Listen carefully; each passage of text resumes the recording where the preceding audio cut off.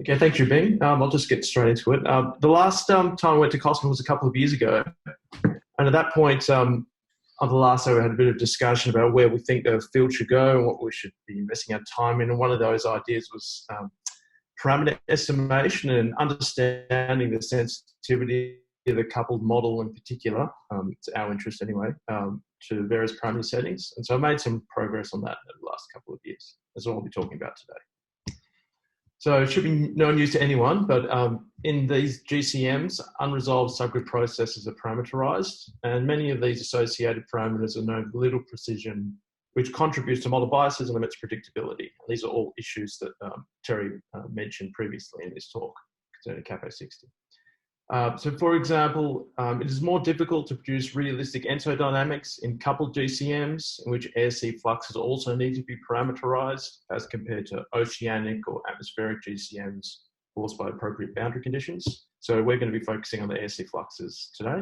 So the typical approach in reducing biases is to run various simulations, each with manually tuned sets of parameters, and some qualitative determination is made on which produces the most realistic or perhaps the most desirable results. Here we're going to present an alternate approach. We've developed a systematic and objective means for model calibration or parameter tuning using the ensemble transform Kalman filter. Again, focusing on SC fluxes in this particular talk. So just give you a quick overview of what I'm going to cover, the parameters that we'll be targeting in the coupled GCM. I'll give you a brief overview of Kalman filtering. The specifics of the CAPA system I'll cover briefly because it's been covered previously by Terry and Paul as well. And then also demonstrate the sensitivity to climate forecast skill to estimating these parameters either individually or simultaneously. So as I mentioned previously, we're focusing on the SC fluxes, primarily due to the difficulties in coupled GCMs to produce appropriate ensodynamics. And some initial tests have identified that the parameters governing the shortwave flux have yielded the greatest influence on the forecast skill. Estimating parameters associated with other fluxes were either found to be ineffective or even produce numerical instabilities. So the latter is an indication that not only do we not know the parameters very well, perhaps even the form of the parameterization could be improved. So the way that shortwave radiation propagates through a coupled GCM, the sun sends shortwave radiation through to the top of the atmosphere. The shortwave gets propagated and refracted through the atmosphere using an energy balance model. At the surface of the ocean, some of the shortwave is reflected, and this is controlled by the ocean's albedo, and the remaining part of the shortwave radiation is distributed at various depths, which is controlled using this E-folding shortwave length scale. At least that's the module that we're using in this particular study. There are other modules that use chlorophyll concentrations that infer a couple of different length scales, but the general idea is the same. For ocean that's more opaque, this effective shortwave length scale will be longer. The shortwave will be penetrating deeper into the ocean. If the ocean is less opaque, then this length scale is shorter and you'll have less shortwave radiation penetrating into the ocean. So in summary, the two parameters that we're going to be targeting in this study is the ocean albedo, or alpha, and the E-folding shortwave length scale, L subscript, SW. Okay, so now just to give you a bit of a mathematical footing, I guess, for how the ensemble Kalman filter works. Data simulation is the general term, and it effectively modifies imperfect simulations of reality with a series of incomplete and possibly noisy measurements, denoted here by Y, and which ideally results in a better representation of the true system state, X. Oh, sorry, go that. So the system structure that's assumed in an ensemble Kalman filter is that it's non-linear and it has Gaussian process noise W and observational noise V. So the Kalman filter is a specific type of data simulation, and that's broken down into two steps. The first is the analysis step, and in the analysis step, we essentially take a forecast state, denoted by the superscript F, and modify that to create an analyzed state, denoted by the superscript A. And that's done for every individual ensemble member E. So in MOM speak, think of that as your forecast state are all of the restarts that you need to march forward the GCM. So the forecast state, or your current set of restarts, are corrected by adding on the Kalman gain multiplied by your observations minus your model observed in the same way that the observation observes the Earth. So if you can think of a satellite, for example, measuring SST, you need to measure your model at the same point in space and time at which your satellite has observed the Earth. So this is a measure of how different your model is from the real world at that point in time.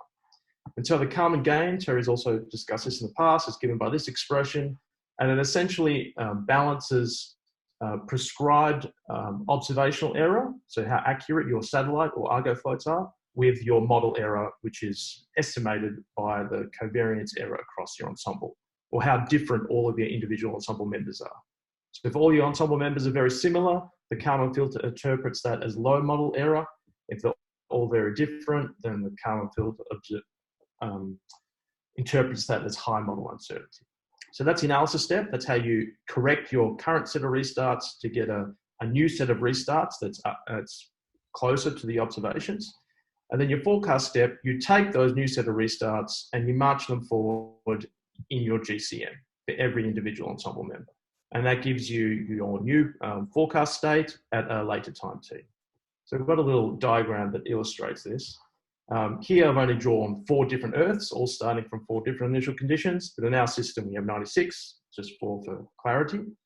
So these are your current set of initial conditions. They all march off their own individual separate ways, starting off at time t0, propagating to time t1. At time t1, an observation comes in, here illustrated by this yellow circle, and then at that point we use the Kalman filter machinery to correct all of the individual Earths to look a little bit more like the observations. And then we repeat the process again. This is our new set of restarts, they march forward in time, and then we correct them again when we get our new observation. So we do that over and over and over again. And not only does that give us an ensemble average, which is the red line, which is our best estimate of the climate on that given instant in time, but we also have a PDF because we have many Earths.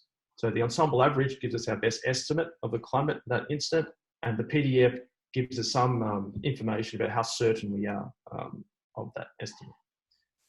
So to date, I've described the classical ensemble Kalman filter, but we actually use something slightly different to the ensemble transform Kalman filter, in which the ensemble mean is updated in a different way to the ensemble anomalies, and Terry covered that in his previous talk as well.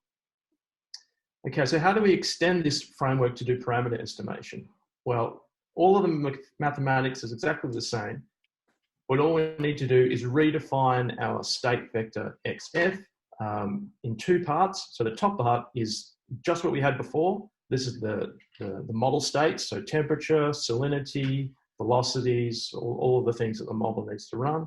And the second half of that state vector contains your parameters. So this will include albedo and shortwave length scale. The only other change that needs to be made is your operator H that observes the model. We just need to redefine it here where HS is what we had before. And this 0 is necessary this is essentially saying that a satellite measuring SST doesn't know what albedo in our model is, which seems to be an appropriate thing to do. Okay, so with these substitutions, the update of the state doesn't change, but the Kalman gain does change. So this top part is exactly what we had before. So this is the part of the Kalman gain that's needed to correct the model state. But I'll draw your attention to this part here. This is the part that's necessary to update the parameters. This is the error covariance that captures the covariances between the parameters and the state. So if your parameter ensemble is highly correlated with your final state ensemble, then you can use that information to correct your maps of albedo or your maps of shortwave length scale. So to put it another way, you can use the Kalman, if we have an observation of temperature at a given point, we can use that one observation of temperature to correct the model at that same point. But due to spatial correlations, we can use that one observation to correct temperature at the surrounding points of the model if temperature is spatially correlated. Not only can we do that, but we can also use that one measurement of temperature to correct velocity at other points in space if temperature and velocity are also correlated. And that's typically what we do when we're doing state estimation. But what we're doing here, we're extending it to another level where if your ensemble of albedo is correlated with your ensemble of temperature at a given point in space, you can use a temperature measurement to correct albedo. And that's kind of the crux of what we're trying to do. Okay, so I won't spend too much detail on the CAPE system itself. This has been covered in the past. We're using ETKF as developed by Pavel over many years, 96 ensemble members, 10 to the 8 model states, 10 to the 4 CPUs required to march the whole system forward in time.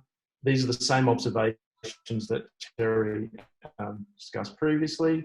And we're using the GFDL coupled model, 2 degree atmosphere, 1 degree ocean, and the sea ice model with 5 thickness categories. Okay, moving on to some results. All the yep, great, got it, gotcha. All the DA experiments have been undertaken over a 2-year period on a 7-day cycle. So every 7 days we correct the model. And each of these different lines, this first graph is sea ice concentration bias, and the second one is in situ temperature bias. So the red line is baseline, that's as standard, what's done in the model.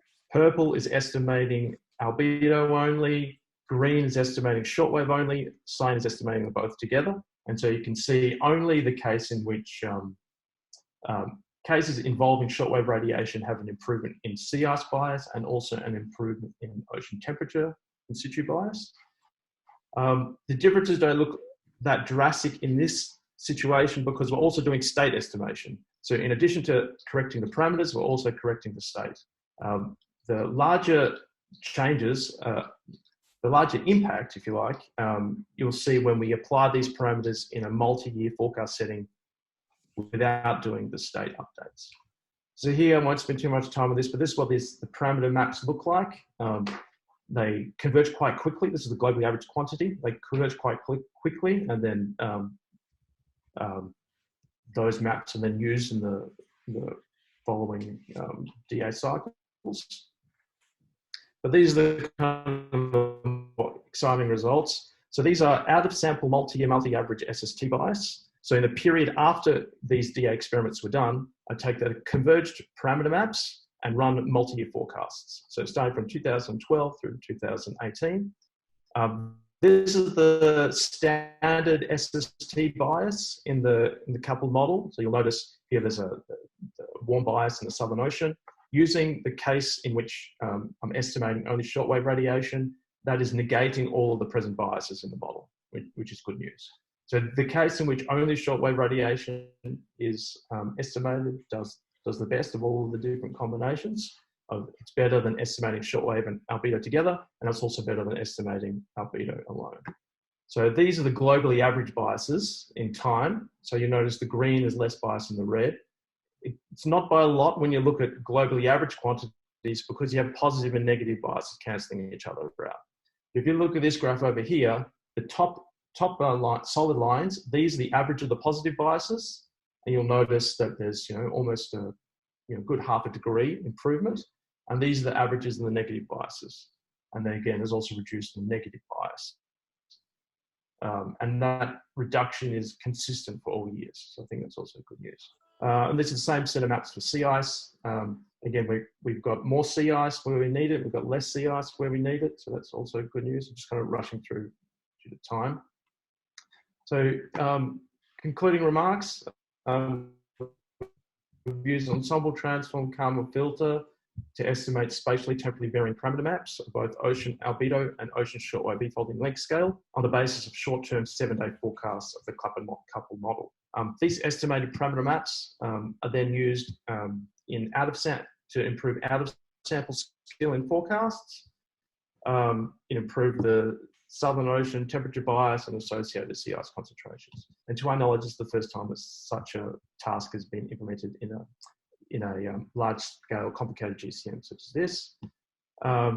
Not shown here, but we've also done sensitivity to the length of the data simulation cycle used to estimate the parameters, and longer DA cycles are better in that regard. And also something I didn't discuss really, the perturbation size required to march parameters forward. So small perturbation size is also better there. And future work, we'll like to also look at estimating other parameters that might be more effective and also more appropriate than shortwave. Perhaps turbulence mixing parameters could be one. All right, so I'll leave it there. Thank you.